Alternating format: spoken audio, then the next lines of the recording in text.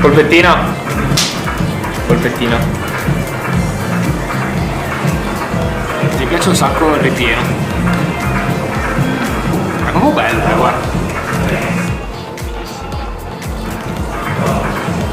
Non so descriverla, cioè è un'emozione incredibile. I miei occhi penso lo descrivano. È saporita, croccantissima, morbidissima dentro. Ci sente tutti i profumi.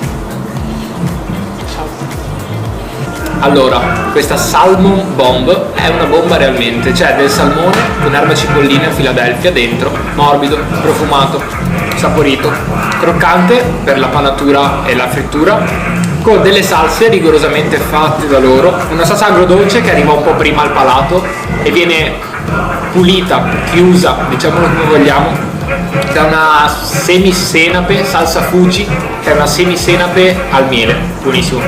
Ciao.